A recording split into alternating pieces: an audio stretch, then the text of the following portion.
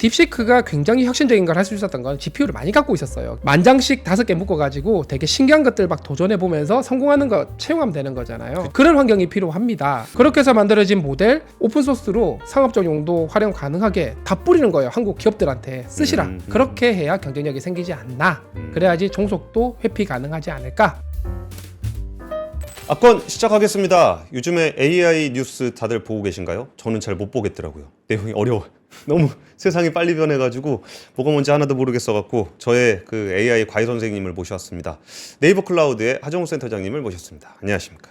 네, 안녕하십니까. 많이 분기마다 찾아오는 네. AI 선생 하정우입니다. 그러니까 진짜 대한민국 AI 선생님인데 요즘에 정치권 교육하러 많이 다니시죠? 그분들이 법도 만드시고 예산도 잡아주시기 때문에 열심히 중요성을 설파하고 있습니다. 그러니까 이게 참 그 AI 뭔가 싶으면은 제일 먼저 떠오르는 분이 하정우 센터장님이 아닌가 싶습니다. 그래서 오늘은 특정한 주제로 한정하기보다는 최근에 있었던 다양한 AI 관련한 소식들을 보면서 보긴 봤지만 저게 뭔 내용인지는 모르겠다. 그 빙다리 아빠지님이 네이버 하긴 하는 거유? 라고 보내주셨는데 그것도 물어볼 겁니다. 네, 오늘 있습니다. 네, 네이버 뭐 하고 있는지에 대한 이야기도 나눠보도록 하겠습니다. 첫 번째는 구글의 노트북 LM. 노트북 LM 이게 뭡니까? 노트북 LM이라고 하는 이름이랑은 조금 성격이 다른데요. 뭐 쉽게 설명을 드리면 사용자가 문서를 업로드를 합니다. 업로드를 하면은 이 AI가 문서 내용을 쭉 읽고 요약을 해서 마치 팟캐스트처럼 두 사람이 대화하는 걸로 바꿔주고 사용자는 그걸 듣기만 하면 됩니다. 그러면 그 문서의 내용을 그대로 이해할 수 있는 거죠. 여러분을 위해서 제가 좀 준비를 했는데 이거 보고서 정말 너무한 거 아닌가. 기가 막힙니다. 아니, 저 같은 사람 뭐 먹고 살으라고 이런 짓을 했는지 한번 일단 화면을 한번 같이 보시죠. 뭐 이렇게 생겼습니다. 그래가지고 여기다가 소스를 이렇게 집어넣으면 이걸 바꿔주는데 그 소스는 저런 겁니다. 그 뭐 유튜브 동영상도 되고 그 논문 같은 것도 되고. 네, PDF 파일. 네. 진짜 저는 좀 짜증났던 게 제 기사를 한번 넣어봤습니다. 그랬더니 그 기사를 가지고 그냥 팟캐스트를 만들어 버리더라고요. 네. 어떻게 만드는지 한번 볼게요. 이거는 일단 그 미국 겁니다. 영어로 된 유튜브 영상을 바꿔라. 그래가지고 한번 재생을 해보겠습니다. 안녕하세요. 5억 4천만 년 전, 빛은 있었지만 그걸 보는 눈은 없던 세상이었죠. 네, 그랬겠죠. 근데 삼엽중이 처음으로 세상을 인식하기 시작하면서 와, 정말 모든 게 바뀌었어요. 마치 캄브리아의 대폭발처럼요. 생명의 역사에서 정말 큰 사건이었죠. 영어로 발표하는 거를 바꾼 거잖아요. 그렇죠. 이거 어떻게 하는 거예요? 일단 기본적으로 저 영상 안에 있는 얘기했던 내용들이 있을 겁니다. 음성으로. 그러면은 이 AI가 음성을 통해서 어떤 내용이었는지를 쭉 입력을 받겠죠. 예. 그리고 나서 내용들을 쫙 요약을 한 다음에 이해를 한 다음에 얘를 두 사람의 대화 형태로 바꿔버립니다. 예. 주요 내용들을 질문하고 답하고 질문하고 답하고 이 정도는 사실 우리가 글을 넣었을 때 이거를 대화 형태로 바꿔줘 하는 것들은 이미 뭐 챗GPT 같은 것들이 잘 되지 않습니까? 그래서 기본적으로 음성 인식과 음성 합성이 동시에 되는 뭐 GPT-4o 같은 AI들이 있으니까 구글도 당연히 가지고 있으니까요. 그렇게 해서 여러 가지 기능들을 함께 쉽게 만들어 놓은 어플리케이션이라고 생각하시면 됩니다. 그리고 이거는 제가 쓴 기사입니다. 이게 그 미국 자동차 관세 관련한 기사를 썼는데 이거 아까 그거는 이제 AI 동영상이고 네. 그 동영상을 갖다 넣은 거고 요거는 그냥 제가 쓴 기사입니다. 텍스트 기사인데 얘를 한번 틀어보겠습니다. 안녕하세요. 오늘 저희가 함께 살펴볼 자료, 미국 트럼프 대통령이 포문을 연 그 분석글인데요. 네, 그 자동차 관세 이야기죠. 저도 흥미롭게 봤습니다. 맞습니다. 이걸 보면서 어떤 생각이 들었냐면은 그냥 내가 뭐하러 방송을 하고 있나. 그냥 대충 대본 써서 주면 되지. 그런 생각이 좀 들었고 그리고 진짜 무서웠던 거는 또 이건데요. 어떤 거냐면 저희 앞권에 나오는 영상 40분짜리 있거든요.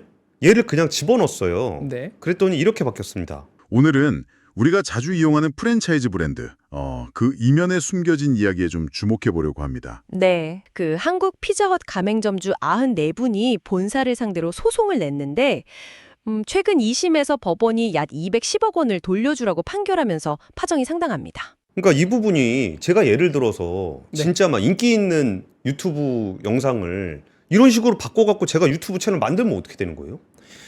큰일 나죠. 네, 이제 이게 기술적으로 가능한 시대가 되었기 때문에 도대체 컨텐츠의 저작권이나 혹은 어떤 고유성이라든가 이런 것들을 어떻게 정의할 거냐 하는 부분들이 이제 기술을 넘어서 그래서 AI가 기술을 넘어서 예. 어떤 사회적인 문제 이런 형태로 이제 넘어온 게 아닌가. 그래서 좀 더 어떻게 할 것인가에 대한 그 합의, 사회적 합의 이런 것들이 필요한 게 아닌가. 이제 본격적으로 논의를 해야 될 시대가 됐다는 얘기죠. 근데 보면은 이게 사실 그 네이버도 이제 굉장히 AI를 열심히 하고 계신데 이거 보니까 진짜 신기하거든요. 근데 이게 주는 의미가 뭐예요?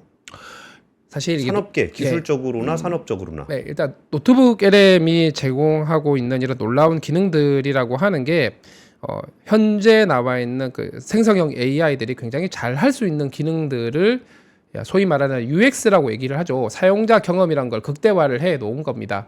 처음에 노트북 LM이 나왔을 때 이게 대박 터질 거다라고 생각을 했던 건 아닌 것 같아요. 뭐 챗GPT도 마찬가지죠.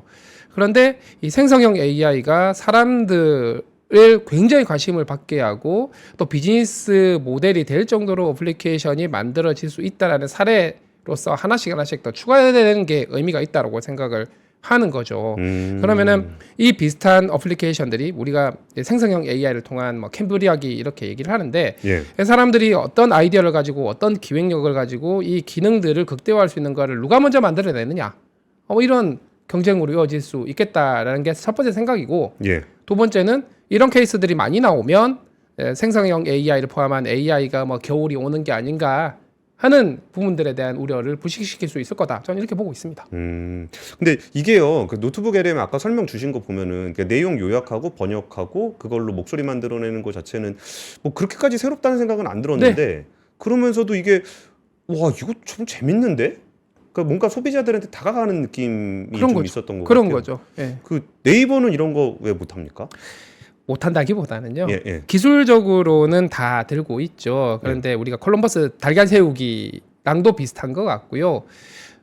과연 이런 형태의 서비스 시나리오가 잘 먹힐 수 있을 것인가 없을 것인가의 판단 문제가 하나 있을 거고 두 번째는 구글은 굉장히 큰 회사입니다. 굉장히 실험적인 것들을 많이 해볼 수 있는데 저희 같은 경우는 상대적으로 리소스가 구글에 비해서 적다 보니까 조금 더 성공의 가능성이 높아 보이는 것들부터 먼저 해야 되겠죠. 뭐 우선순위 문제 그리고 이런 노트북 LM 같은 경우도 서비스를 운영하는데 굉장히 많은 GPU가 필요합니다. 아, 그렇죠. 네, 그 GPU를 뭐 쇼핑이라든가 검색의 AI에 적용하는 게 먼저냐, 아니면 이런 리스크 위험성은 있지만 되게 신박한 거에 먼저 적용하는 게 먼저냐, 이건 전략적 의사결정의 영역에 있겠죠. 뭐 그런 관점에서 봐주시면 되겠습니다. 그러니까 시청자분들이 자꾸 저거 얘기하셔가지고 우리 네이버 얘기를 좀 하면서 하죠. 네. 그러니까 이게 사실 이제 기술적인 부분들을 얘기하면 꼭 그런 식으로 얘기해요. 그럼 네이버 말만 하지 말고 뭐라도 좀 해야 되는 거 아니냐? 그러면은 뭔가 이제 하고 계시잖아요. 네. 근데 그런 부분들이 사실 이렇게 뭐 노트북 LM 이런 게 뭐 신기하긴 하지만 기술적으로 막 엄청 어렵고 그런 건 아니죠. 그런 거죠. 기술적으로는 할 수 있는데 저거를 프로덕트로 내 보내려면 돈이 많이 든다. 굉장히 많이 든다. 이렇게 보시면 되겠죠. 그렇다고 해서 그거 가지고 돈을 벌 수는 없고. 이걸로 당장은 돈을 못 벌죠. 그렇죠. 저도 이거 무료로 그냥 하고 있지. 돈 내고 하라 그러면은 진짜 뭐 작정하고 업으로 할 거 아니면 돈 내기는 좀 어려울 것 같기는 해요. 그렇죠. 뭐 얼마 정도의 과금을 붙일 거냐에 따라 좀 다르긴 하겠지만. 그럼 네이버는 지금 AI를 어느 쪽으로 좀 적용을 하는 계획들을 가지고 있으세요?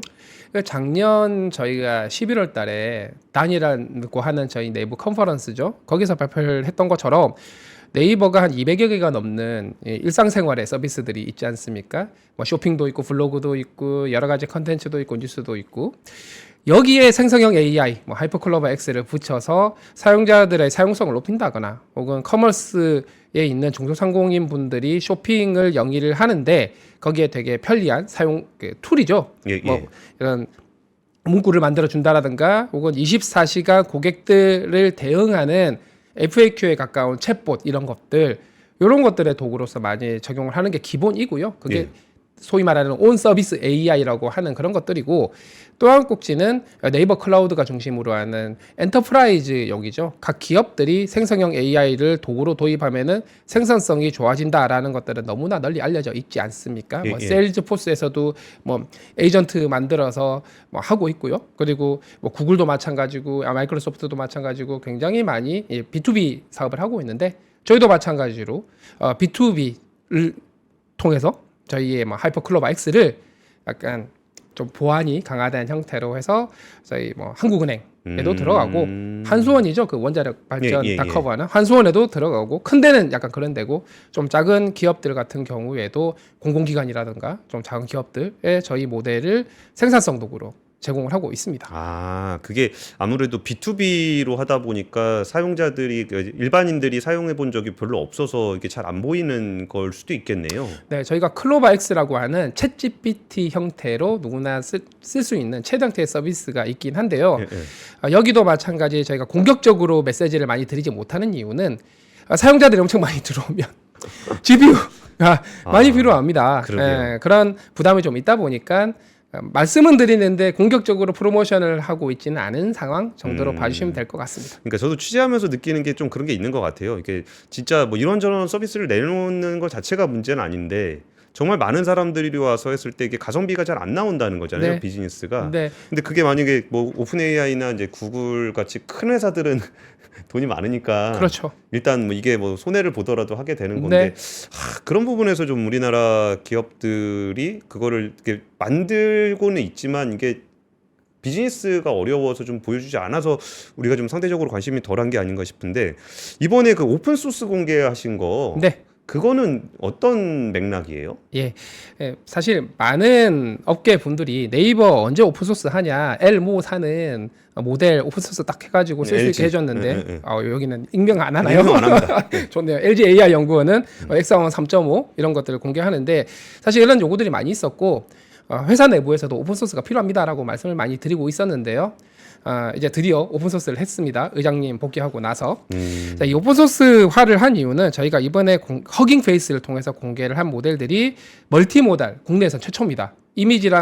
이미지와 그 텍스트를 동시에 읽고 이해할 수 있는 멀티모달 매개변수 30개짜리랑 그다음에 텍스트만 이해하고 글을 쓸 수 있는 모델 매개변수 15개짜리 그리고 5개짜리 세 가지 버전을 공개를 했는데요. 일단 멀티모달 자체는 여러분들이 OCR에 쓰시거나 이미지 대화에 쓰시거나 하시면 되고 텍스트 버전이 저희가 작게 만들긴 했지만 굉장히 큰 모델을 잘 압축을 해서 안고만 뽑아가지고 만든 굉장히 작은 모델입니다. 매개변수 15개 정도 되면은 이제 또 개인 노트북에서도 돌아가고요. 굉장히 부담 없이 쓸 수 있는데 중요한 거는 저희가 라이선스를 상업적 용도 가능하게 풀었습니다. 무슨 얘기냐면 LG는 상업 용도는 안 됩니다. 안 됩니다. 따로 얘기하세요. 돈 계약을 해야 됩니다. 이고요. 학교에서 연구용으로 쓰는 건 상관이 없고요. 이 상업적 용도로 쓸 수 있으면 AI 앱을 만드는 스타트업들이 그냥 받아다가 서비스에 그냥 쓰시면 됩니다. 다운로드 받아가지고 파인 튜닝을 하시던 뭐 다른 기능을 넣으시던 그러면은 AI 스타트업들이 사실 라마 같은 거 다운 받아가지고 쓰실 수 있긴 한데 소위 말하는 파인 튜닝이라고 하죠. 그 기업들이 가지고 있는 데이터 추가 학습을 해도 품질이 그렇게 잘 나오지 않았거든요. 상대적으로 라마 모델이 여러 가지 능력치 평가하는 점수는 잘 나오긴 한데 실제로 뭔가 한국어 관련된 서비스들에 적용을 해보면 만족도가 그렇게 높지 않았어요. 근데 저희 모델은 크기도 훨씬 더 작은데 품질이 훨씬 더 좋다라는 필드에서 굉장히 많은 평이 있습니다. 그래서 많이 다운로드 받으셔가지고 쓰시면 되고요. 누가 다운 많이 받았어요? 오늘 제가 찍어보니까 18,000회 정도 다운로드를 받아가셨더라고요. 일주일밖에 되지 않았는데. 그리고 약간 기억하실 게 저희가 그냥 다 상업적 용도로 푼 건 아니고 월간 활성 사용자 수 1,000만 명 이하인 기업. 1,000만 명 이하. 네. 그러면은 걸릴 기업들이 몇 개가 있어요. 그분들은 직접 투자해서 만드시라. 아니면 저희랑 따로 말씀 나누시든지. 그런데 그게 아닌 기업들은 그냥 실증이라고 하죠. POC라고 얘기합니다. 그냥 마구 만들어 보시고 그걸로 노트북 LN 같은 것들도 막 만드시고 하시면 됩니다. 그러니까 이게 우리 그 일반 시청자분들이 오픈 소스에 좀 잘 반응하지 않는 이유가 이게 잘 되나 안 되나를 우리가 잘 모르잖아요. 네. 근데 잘 되는 모델이라는 게 뭐예요? 잘 되는 모델이라고 하는 게 크게 두 가지로 볼 수 있죠. 하나는 이 AI 판도 뭔가 공인 능력 시험 같은 게 있습니다. 뭐 예. AI 판에 뭐 토익, 뭐 토플 이런 게 있는 거예요. 거기서 수치가 잘 나오는 모델들을 일단 잘 된다라고 생각을 하시는데 사실 그게 다가 아니에요. 사람들이 시험만 잘 치는 사람들이 있지 않습니까?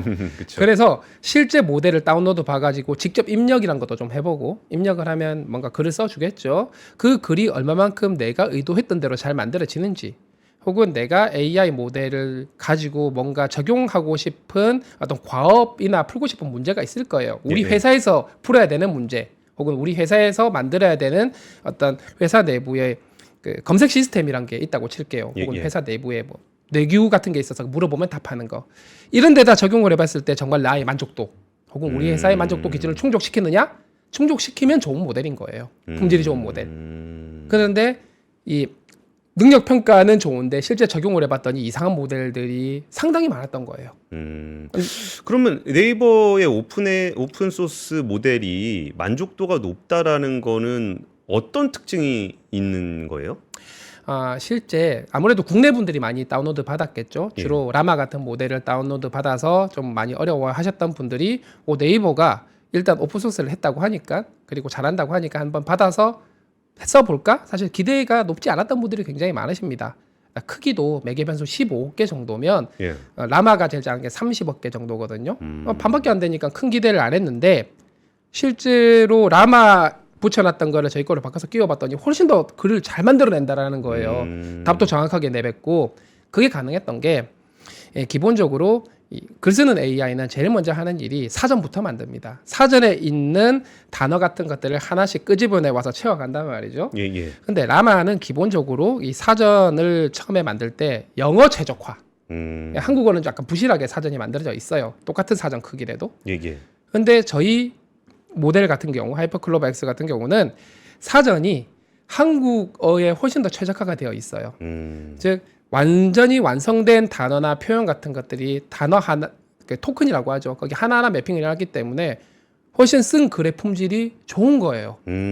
기본적으로 공부를 시킬 때 한국어 데이터들을 훨씬 더 많이 학습을 시켰고 또 저희가 학습을 할 때 한국어를 중심으로 해서 굉장히 다양한 어떤 서비스나 어떤 목적에 이걸 활용할지에 대해 고민을 많이 해가지고 공부를 시켜 놓은 거예요. 그러다 보니 아무래도 기존의 어떤 라마 같은 오픈소스에 비해서 크기는 작은데 품질이 훨씬 더 좋고 크기가 작으니까는 비용도 덜 들겠죠. 속도도 빠르고 그런 이점이 있습니다.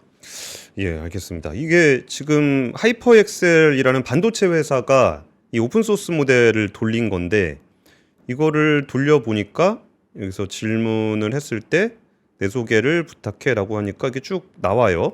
네. 근데 이 데모가 어떤 의미를 갖는 건지 저는 잘 모르겠거든요. 예. 하이퍼엑셀이라고 하는 회사가 그 MPU 회사죠. 이게 팹리스 회사입니다. AI 반도체. AI 반도체 예, 설계하는 회사죠. 이 AI 반도체 설계하는 회사 같은 경우는 그 회사에서 만든 반도체들이 실제 모델에서 얼마만큼 빠르고 효율적으로 돌아가는 칩을 만드느냐가 되게 중요하고요. 예. 그러면 저희 모델 같은 경우 저희 모델을 오픈소스로 공개를 해놨더니 그 모델을 받아다가 그 회사, 팹리스 AI 반도체 회사가 굉장히 효율적으로 잘 돌아가는 모델 칩을 반도체를 만들었습니다를 검증을 하는데 굉장히 유용하게 쓰일 수 있는 거죠. 그래서 저희 AI의 비즈니스 생태계를 넓히는 것뿐만 아니라 AI 반도체 업계들이 그들의 능력치를 보여줄 수 있는 데모로서 굉장히 유용하게 쓰일 수 있는 윈윈하는 구조가 되는 거죠. 그러니까 반도체가 잘 돌아가는지를 보려 그래도 모델을 돌려봐야 되니까 그렇죠. 이거를 오픈 소스 모델이니까 그냥 갖다가 돌려서 그렇죠. 써보면서 반도체 성능을 한번 테스트해보는 네. 그런 것도 있군요. 그렇죠. 예를 들면 라마를 받았어요. 그래서 시제품을 보여주고 싶어요. 근데 모델이 약간 부족해가지고 이상한 걸 뱉어내면 사람들이 잘 모르시는 고객분들이 보면 이거 반도체가 이상한 거 아니야? 라고 생각할 수도 있는 거잖아요. 예. 그래서 좀 잘하는 모델들 가지고 이렇게 시제품을 보여주는 것도 의미가 있죠. 알겠습니다. 사실 제가 이렇게 시청자분 댓글 되게 열심히 봅니다. 네. 그래가지고 자꾸 휘둘리는 경향이 있는데 네. 그러니까 처음에 뉴스 얘기하다가 자꾸 시청자분들이 그 네이버 얘기를 해라 그래가지고 네이버 얘기를 했더니 왜 네이버 얘기만 하냐 그러셔가지고 원래 그렇습니다. 다시 밸런스를 맞추셔야 됩니다. 뉴스로 좀 돌아와서 아까 시청자분이 그 왜 버리장머리 버르장머리 없는 AI 그 제목 이렇게 잡았냐라고 했던 게 그 오픈 AI가 이번에 뭘 했는데 그 자꾸 아부를 떤다. 네. 그래가지고 이제 사람을 버르장머리 없게 만든다. 그런 거죠. 뭐 내가 사람을 때렸어. 그랬더니 아 사람을 때렸구나. 뭐 잘했어. 뭐 맨날 이렇게 좋은 얘기만. 네. 뭐 내가 네. 욕할 거야. 그러면 아 욕을 했어. 넌 욕을 정말 잘하는구나. 너는 훌륭한 사람인 것 같아. 뭐 이런 기사가 좀 있던데 네. 이게 어떤 얘기입니까? 그래서 롤백이 된 것 같고요. 이게 AI를 학습을 시킬 때 기본적으로 사용자들이 좋아요, 나빠요를 선택할 수 있잖아요. 만들어진 글에 대해서 그걸 가지고 강화학습을 시킵니다. 그래서 사용자들이 좋아할 만한 응대를 하도록 학습을 시켰는데 너무 과하게 간 것 같아요. 그래서 이거는 품질 문제로 바로 이어지는 거거든요. 좀 더 나가면 AI의 안전성이나 윤리 문제로도 이어지게 될 수 있습니다. 나쁜 짓을 하는데 그러시면 안 됩니다라고 해야 되는 거죠. 그렇게 만들 수 있거든요. 그러다 보니까 결국은 롤백을 하게 된 게 아닌가? 그거 아니고도 이 GPT-4 같은 경우는 업그레이드 되고 나서 뱉어내는 글의 품질이 굉장히 나빠졌다라고 하는 원성이 자자해서 며칠 만에 롤백을 시켜버렸죠. 알겠습니다. 그리고 롤백을 이전 거보다 더 안 좋아진 거네요. 개선 모델인데. 그렇죠. 이게 쉽지가 않아요. 일반적인 소프트웨어는 단계 구현을 해나가는 개념이지만 AI 모델 같은 경우는 학습이라고 하는 게 온전히 학습시킨 사람의 의도대로 100% 동작하는 것도 아니고 예. 그 모든 것들을 100% 검증할 수 있는 것도 아니고 뭐 이런 부분들이 좀 크고요. 두 번째는 약간 딥시크 이후로 예. 오픈 AI가 약간 긴장을 하고 있는 게 아닌가? 약간 위기감을 느끼고 있는 걸 수도 있다라는 생각이 들기도 합니다. 어떤 측면에서요? 생각해 보면 기존에는 이 오픈 AI가 저만큼 앞서가고 구글이 따라가고 메타가 오픈 소스로 이렇게 경쟁하는 이런 구도였는데 딥시크가 훅 나오면서 발표한 모델이 오픈 AI가 발표한 되게 논증적 사고가 뛰어난 O1 이런 모델보다 더 낫다라는 얘기를 하면서 기술 격차가 거의 없어진 상황이 돼 버렸죠. 사실은 있습니다. 한 3개월 정도 있는 것 같은데요. 그러면 오픈 AI 입장에서는 그들의 전략은 기술력의 차이를 근간으로 해서 투자를 굉장히 많이 받고 예. 그 많이 받은 투자로 기술 투자를 하고 어떤 영향력을 넓혀가는 비즈니스 기회를 넓혀가는 전략을 해왔는데 지금은 당장 구글만 해도 오픈 AI의 O3와 제미나이 2.5 프로가 어느 게 더 나온지 몰라요. 모르는 상황이 돼버렸는데 구글은 굉장히 강력한 걸 가지고 있습니다. 오픈 AI는 어쨌든 AI 모델 정도만 가지고 있는 상황인데 구글 예. 같은 경우는 검색 엔진 가지고 있고 유튜브 가지고 있고 굉장히 많은 컨텐츠들 연결할 수 있는 플랫폼을 가지고 있잖아요. 예. 그게 AI와 시너지를 냈을 때의 효과, 기술력이 비슷하다고 했을 때. 그러면 오픈 AI 입장에서는 굉장히 위기감을 느낄 수밖에 없을 거고, 근데 중국에서는 중국 정부의 지원을 받은 예. 기술력이 뛰어난 AI 기업들이 막 치고 올라오는데 중국 정부는 그 AI 기술들을 뭐 지방 정부라든가 온갖 중국 내에 있는 많은 뭐 자동차 회사, 통신 회사, 제조 산업에다 다 이렇게 뿌려 넣는 걸 지원해 주고 있단 말이죠. 경쟁이 굉장히 어려워질 수 있겠죠. 네. 그러니까 중국 얘기 나왔으니까 좀 해주신 얘기인데, 근데 저는 100% 공감이 되는 게 우리한테는, 그러니까 우리라고 하는 거는 일반 시청자들뿐만 아니라 중요한 의사결정을 하는 정치인이라든지 관료들도 네. 사실 기술 격차에 대한 체감도는 좀 낮단 말이에요. 네, 네. 근데 거기서 뭔가를 이렇게 막 보여주면 네. 와 이거 잘하는구나 라고 생각을 하게 되는 것 같거든요. 네. 근데 그 부분에서 이렇게 딥시크 같은 경우가 이제 딱 나오면서 그때 이후에 중국에서 뭐가 되게 막 네. 시끌시끌 하거든요. 예, 예. 요새 중국 AI들 좀 뭐 하고 있습니까? 중국의 항저우를 중심으로 한 그 AI 기업들이 굉장합니다. 이제 딥시크만 있는 게 아니고요. 네. 사실 딥시크 이전에 알리바바 클라우드가 중국의 오픈소스 AI의 리더 역할을 하고 있었어요. 예, 예. 거기서 QN이라고 하는 모델들 뭐 얼마 전에도 QN3 발표를 했고 예. QN3 모델이 딥시크보다 더 좋다 이렇게 발표를 하기도 했죠. 그 외에 문샷 AI라든가 그다음에 미니맥스 혹은 바이추안 이런 딥시크급 인공지능 기술 스타트업들이 굉장히 많이 서로 경쟁을 엄청 하고 있어요. 중국 정부가 파노로 AI 기술 기업들을 관리를 합니다. 그러니까 아무나 만들게 하는 게 아니에요. 예. 그 뭐 GPU 리소스 이런 것들도 고려해야 되고 해가지고 그들끼리 경쟁을 하면서 수준이 굉장히 많이 올라와 있습니다. 이 정도로 굉장히 잘하고 있고, 그럼 왜 이전에는 잘 모르다가 딥시크부터 터졌냐? 알리바바 클라우드는 주로 모델 오픈소스만 공개를 하다 보니까 또 일반인들이 이거 쓰기 허깅페이스 굳이 들어가가지고 접하기 쉽지 않잖아요. 그렇죠. 근데 딥시크는 챗GPT처럼 챗봇도 만들었고요. 앱도 만들어서 공개를 해버렸어요. 그러다 그리고 딥시크가 어쨌든 오픈 AI O1 이후로 최초의 리즈닝, 그러니까 논증적 사고를 되게 잘할 수 있는 AI였단 말이죠. 예. 그러니까 사람들이 관심을 갖고 써보고 이거 뭐야? O1이랑 거의 비슷한데? 이렇게 된 거죠. 그것도 싼 값에 만들었다는데 그러면서 충격을 준 거고 이미 기술 수준은 격차는 굉장히 많이 줄어들었다? 이렇게 보시면 됩니다. 미국과 중국의. 그럼 중국의 방식하고 그 미국의 방식은 좀 어떻게 달라요?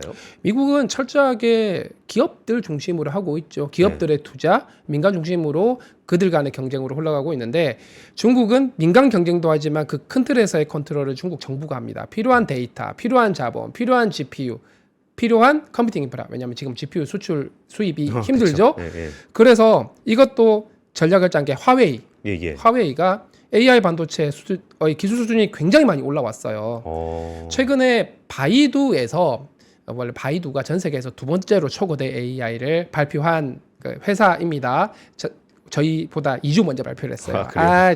2주만 빨리 발표했으면 되는데 거기서 판구 울트라란 모델을 만들었다고 발표를 하는데 그 보통은 우리가 이렇게 생각을 하죠. 생성형 AI 인퍼런스라고 하는 그냥 사용하는 거는 중국 칩을 쓸 수 있는데 왜냐하면 딥시크도 하웨이 칩을 씁니다. 학습은 GPU가 필요하다. 엔비디아 GPU가 필요하다고 생각을 했지만 예. 바이두의 판구 울트라가 하웨이 칩 8192장짜리 슈퍼컴퓨터로 학습을 했어요. 이제 학습에도 엔비디아 GPU 종속되지 않아도 된다. 로 중국의 AI 반도체 기술까지 올라왔단 말이죠. 물론 이 아마 화웨이의 그 어센드라고 하는 어센드 910B라고 하는 칩을 쓴 것 같은데 이게 A100보다 조금 안 좋은 것 같아요. 근데 조금 안 좋더라도 이제 엔비디아 GPU 수출을 미국이 통제한다고 끊어버린다고 해결될 수 있는 문제가 아니게 되었고 이 격차 굉장히 빠르게 줄어들 수도 있다. 뭐 이렇게 흘러가고 있는 거예요. 거긴 어차피 못 쓰니까. 네. 좀 아쉬운 대로 뭐 쓴다 그러면 억지로라도 써야 되는 그렇죠. 상황인 거죠. 일단 부족하면 양을 많이 늘린 다음에 뭐 10,000장, 20,000장 붙인 다음에 그냥 좀 늦더라도 그냥 학습시키면 되는 거니까요. 이게 그 Q1-3가 뭐 딥식보다 낫다 이거 할 때 낫다라는 표현은 이제 뭐 어떻게 설명을 해야 되는 거예요? 그러니까 말씀드린 것처럼 인공지능의 능력치를 평가하는 시험들이 있습니다. 수십 가지가 존재를 하고 예를 들면은 이제 미국 수학 아주 어려운 문제들이 있고요. 그다음에 박사학위, 과학 분야 박사학위 소지자들이 풀 수 있는 문제들을 잘 정리해 놓은 것들도 있고 그다음에 프로그래밍을 얼마나 잘하는지를 또 문제로 다 정해 놓은 것들이 있고 이런 것들이 굉장히 많거든요. 대화를 얼마나 잘하느냐 정확하게 하느냐 이런 것들도 있습니다. 그런 거 수십 가지를 동시에 넣어보고 딥시크는 80점 받았는데 우린 85점 받았어요. 그런 것들 한 수십 가지 다 해보고 평균적으로 우리가 좋아요. 뭐 이렇게 얘기를 하는 거죠. 근데 직접 모델 만드시는 분이니까 이게 하면 진짜 어렵긴 하겠어요. 그러니까 그래서 야 사람들 그러니까 사람한테 욕하지 마, 사람한테 이렇게 나쁘게 얘기하지 마. 그래가지고 되게 칭찬을 막 해줬더니 사람이 이상하게 쓰고서 뭐 때린다고 칭찬한다고 그래갖고 이거 잘못된 거 아니냐 이렇게 지적을 그렇죠. 받으니까 예. 그러니까 다시 롤백을 또 해야 되는 뭐 이런 일들도 생기는 것 같군요. 근데 저 요즘에 좀 이제 대선 시기고 하다 보니까 뭔가 AI 정책 관련한 얘기를 볼 때 좀 신기한 게 네. 그러니까 사실 그 GPU 인프라 그러니까 이게 심지어 네이버조차도 이게 그 서비스를 이렇게 내놓기가 어려울 정도로 좀 비싸잖아요. 네. 그러면 그런 부분들에 이제 거대 자본이 좀 필요한 일들을 보완을 해야 되는지 근데 또 한쪽에서는 야 모델이나 뭐 이런 거는 뭐 이런 거 우리가 못해. 그러니까 우리는 이렇게 어플리케이션 중심으로 해야 돼. 라는 얘기들이 좀 이렇게 상반되게 나오거든요. 근데 그럴 때 지금 그러니까 우리나라에서는 좀 뭐가 더 무게를 좀 둬야 된다고 보셔요? 두 가지 의견이 팽팽했죠. 작년 하반기까지 사실 굉장히 팽팽했어요. 너무나 많은 돈이 들어가고 너무나 많은 기술이 들어가고 기술 격차 너무 심하고 그래서 직접 만드는 거는 좀 내려놓자. 너무 많은 투자가 필요하니까 기업 단위로도 힘들고 그래서 활용에 집중하자라는 의견도 있었고 그게 아니다. 이 생성형 AI 같은 기술은 국가 안보 전략 기술에 가깝기 때문에 우리가 완전 종속되면 그 다음부터는 저기서 지금이야 오픈소스 공짜지만 라이선스 바꿔버려가지고 비싼 돈 내라. 우리 마치 앱 수수료 올랐던 것처럼 혹은 이 AI 가지고 너네 국방에 쓰지 마라고 얘기했을 때 못 쓰면 그때는 어떻게 할 거냐. 그래서 미국의 AI가 100점짜리라고 한다면 한국 내 누구인지 모르겠지만 그 어떤 플레이어라도 한 90점짜리에서 95점짜리 AI는 스스로 만들 수 있어야 되는 거 아니냐라고 하는 자강주의가 팽팽하게 대립을 하다가 확 바뀐 게 딥시크예요. 자, 미국은 천조국이니까 뭐 당연히 잘할 수 있는 건데 따라라는 못한다라고 얘기를 했더니 중국이 한 거예요. 그리고 투자 비용을 대충 계산해 보니까 수조 정도면 되는 것 같아요. 그걸 보고 그러면 미국, 중국만 가능하지 우리 못해라고 주장하던 분들이 있었는데 봤더니 그걸 본 영국, 프랑스, EU, 일본, 뭐 싱가포르 이런 나라들이 다 만들기 시작했어요. 그래서 우리는 활용만 잘하면 된다. 뭐 기술, 원천 기술 없어도 된다 하는 주장이 상당히 많이 적어졌고 그리고 그럼 우리가 원천 기술 능력이 있으려면 어떻게 해야 돼? 네, GPU 확보부터 필요합니다. 이 원천 기술을 충분히 경쟁력을 있게 만들 수 있는 GPU 인프라가 사실 부족하니까 이걸 공공 사이드에서 투자를 해서 경쟁력 있는 대학 연구소가 될 수도 있고 기업들이 될 수도 있는데 그 많은 GPU가 많이 있어야 되는 게 레시피가 딱 정해져 있어서 그냥 한 방에 돌려서 한 방에 물건이 띡 떨어져 나면 모르겠는데 그게 아니거든요. 예. 딥시크가 굉장히 혁신적인 걸 할 수 있었던 건 GPU를 많이 갖고 있었어요. 걔들이 뭐 5만 장 갖고 있다고 하니까 그러면은 한 10,000장씩 5개 묶어가지고 되게 신기한 것들 막 도전해 보면서 성공하는 거 채용하면 되는 거잖아요. 그렇죠. 그런 환경이 필요합니다라고 말씀을 드리는 거죠. 그렇게 해서 만들어진 모델 오픈소스로 상업적 용도 활용 가능하게 다 뿌리는 거예요. 한국 기업들한테 쓰시라.